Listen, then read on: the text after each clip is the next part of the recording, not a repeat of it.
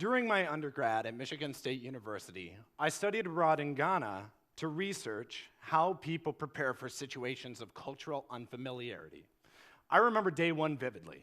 I expected my professor to escort me to my placement site, but she didn't. Instead, she said, listen, I'm gonna make this really simple for you. First, I want you to head down to the bus stop and jump aboard the Trotro that's headed to Across Central. You'll know it's the right Trotro because the mate will be hanging out the side door making a little hand gesture that kind of looks like this. Really distinguishable, right? Once you get to Across Central, then you're going to transfer onto a new Trotro. You're looking for the one headed to Choco. Follow that route for a little while, and you'll get off at the church. Once you do so, you'll meet the bishop. He will come and collect you and take you to your placement site. Now, I had never been to Ghana, and words like mate and Trotro and cultural landmarks like the church were quite literally foreign to me. So imagine the anxiety that I felt in this very much new world moment. In one of my favorite books of all time, The Conquest of America, the author writes, "We are all descendants of Columbus." He's not implying a genetically based ancestry, because frankly, that would be a little weird, but he's implying an experiential one, that the experiences of Las Casas, Cortez, Columbus, Han Solo, Leonard Nimoy, and all those other explorers who ventured out into new worlds bear a striking similarity to our own. Just as they encountered the other and navigated the challenges associated with those encounters, so too do billions of people all around the world who encountered the other at home or abroad. Since 1492, the world, to borrow Thomas Friedman's phrase, has shrunk, and cross-cultural encounters, these new world moments, are becoming increasingly probable, if not impossible. You don't need to have been a globe-trotting student or a 10-year veteran of the United States Air Force, such as I, to have had a new world moment. Like I said, cross-cultural encounters are happening every second of every day. Take a look at international tourism, for example. The United Nations World Tourism Organization reported 1,138 million international tourist arrivals worldwide in 2014. Of that number, 74 million came to the United States. Now, where is the other headed to when he or she comes to the United States? Are they going to where I'm from, Boston? Are they going to Chicago? Are they going to Los Angeles? Sure, they're going to all those places, but they're also coming right here to Michigan. Exact numbers are a little difficult to find, but in 2013, the state of Michigan reported 4 million out-of-state tourist arrivals. Now, of that number, I have no idea how many were internationally based, but I submit that it really doesn't matter. An encounter between someone from Michigan and someone from Boston, or an encounter between someone from Michigan and someone from the Bayou of the South, is no less cross-cultural than an encounter between someone from Michigan and someone from abroad. Given that cross-cultural encounters are, well, a given, what are the results? Well, in terms of the gains, there's definitely an economic argument to be had. Pure Michigan, the state's advertising campaign began in 2006. Since then, it has attracted some 18 million tourists to the state, who have spent some $5 billion at Michigan businesses and paid some $374 million in Michigan taxes. There's also an organizational argument to be had, specifically in terms of diversity of thought. While I was in the United States Air Force, I was fortunate to have received an assignment to Izmir, Turkey, working for a NATO headquarters. It was at that assignment that I realized that there really is no one right way to get the job done. And the American way was, quite honestly, not always the best way. Absent diversity of thought within your organization, you may never know what that better way may be. So we're talking about gains, right? There's economic gains, there's organizational gains. Everything seems pretty rosy, right? Unfortunately, that's not always the case. All you need to do is turn on the nightly news, and you'll see examples where cross-cultural encounters, where new world moments have gone awry. The question is why? Obviously, this is a complex issue, but I think a large part of it has to do with misunderstanding. They misunderstand us, we misunderstand them, and this is the result. Governments have a keen interest in maximizing the organizational economic gains that I just spoke to. At the same time, they realized that a lack of understanding could prevent those gains from being achieved. So what do?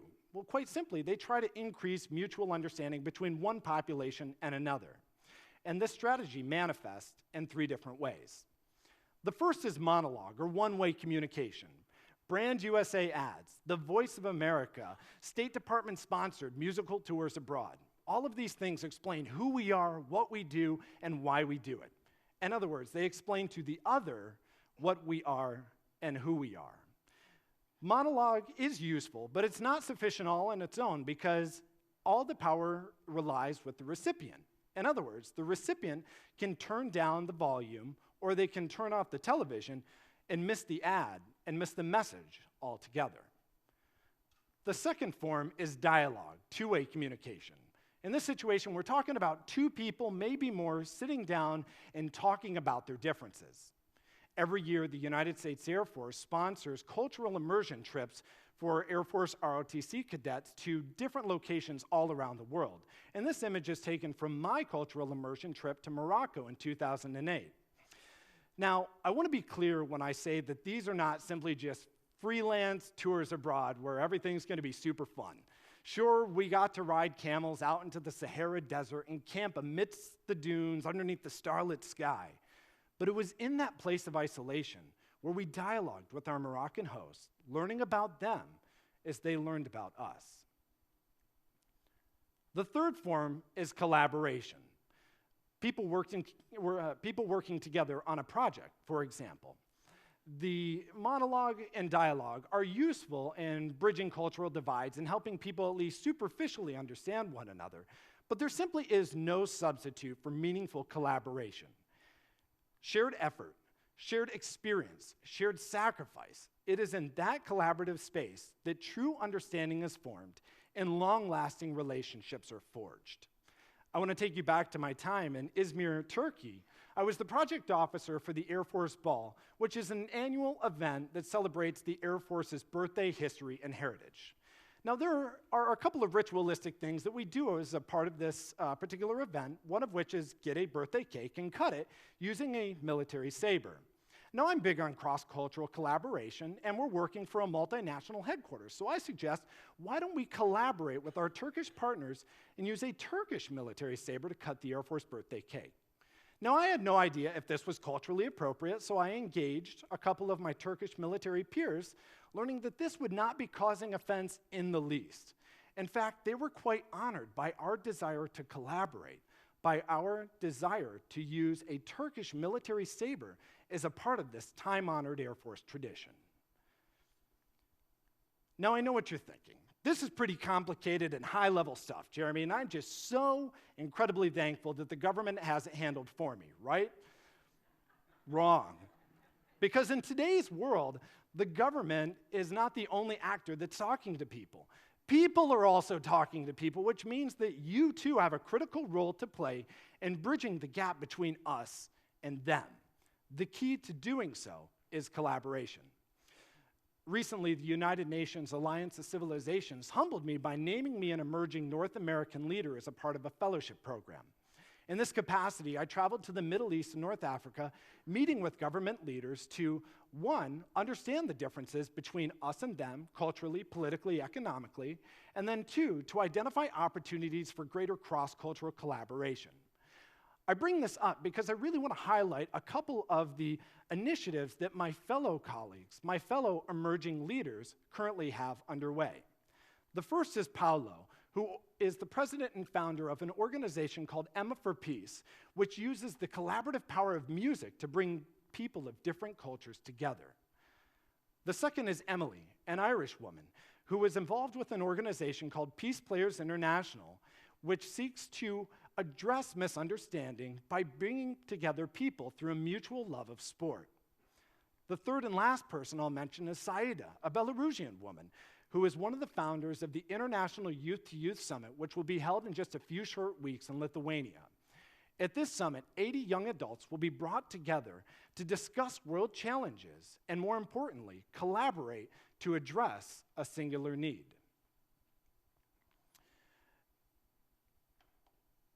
There is much to be gained by sailing into the winds of cross-cultural encounters. Columbus moments, these New World moments, aren't to be stopped. They're inevitable. They're going to happen no matter what we try to do. And that's why I say that we shouldn't shy away from them. We really should embrace the thought that there is much to be gained by sailing into the winds of cross-cultural encounters.